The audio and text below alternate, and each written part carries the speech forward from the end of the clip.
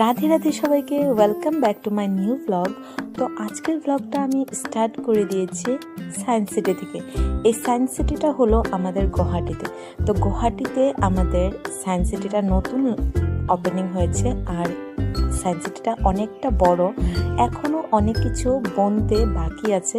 আমরা এসেছি, যেহেতু গুয়াহাটি ঘুরতে এসেছিলাম, তো ভাবলাম বাচ্চাদেরকে নিয়ে একবার সায়েন্স সিটিটা দেখিয়ে নিয়ে চলে আসি। আর হলো বাচ্চারা, এখন আমাদের বাচ্চারা অনেকটাই ছোট, যদিও এত বেশি কিছু বুঝবে না, তবুও নিয়ে আসলাম যে একটা এক্সপেরিমেন্ট করে যাক, যে ওরা সায়েন্স সিটিতে এসেছিলো আর কি কি দেখেছে। সম্পূর্ণ মনে না থাকলেও কিছু কিছু তো মনে থাকবে, আর ওরা এনজয়ও করবে। তো তাই আর কি ওদেরকে নিয়ে আসা।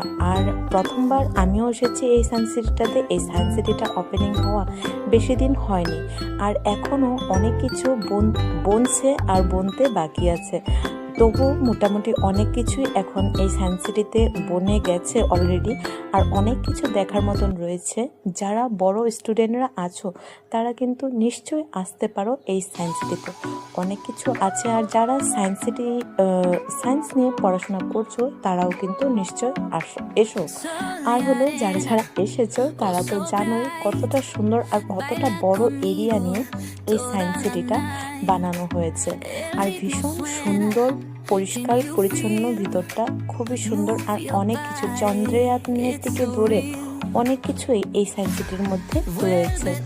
এখন আমাদের গুয়াহাটিতে আসলে অনেক জায়গা রয়েছে যেগুলো দেখার মতন, তো তার মধ্যে থেকে এই সায়েন্স সিটিটাও একটা অন্যতম জায়গা। তো যাই হোক, দেখার মতন তো অনেক কিছু রয়েছে, থাকলেও যেহেতু বাচ্চা নিয়ে আমরা এসেছি সব ছোট ছোট, তাই আর কি আমি যতটুকু পেরেছি তোমাদের সাথে শেয়ার করার একটা চেষ্টা করেছি। সম্পূর্ণটা আমি ভালো করে ভিডিও করতে পারিনি, কারণ প্রচুর ভিড় ছিল আর অনেক অনেক লোক ছিল।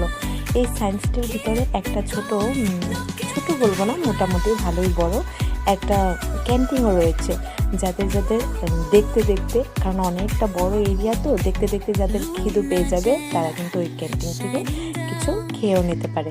তো আমরা অর্ধেকটা দেখার পরে আমাদের খিদে পেয়ে গেছিলো, তো আমরা সবাই মিলে একটু কফি আর একটু কিছু খেয়ে নিয়েছি। খাওয়ার পর তারপরে আরও অনেক জায়গা ছিল দেখার মতন, ঘোরার মতন, আর অনেক কিছু তো আমরা দেখতেও পারিনি, কারণ অনেকটা দেরি হয়ে গেছিলো এগুলোই ঘুরে দেখতে।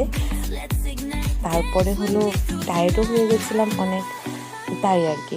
তো যাই হোক, আগন্তুক দিনে যদি আবার আসা হয় বাকিগুলো দেখব। আর এখন যেগুলো দেখেছি সেগুলোই তোমাদের সাথে শেয়ার করলাম আমার এই একটা ভ্লগের মাধ্যমে। তো কেমন হয়েছে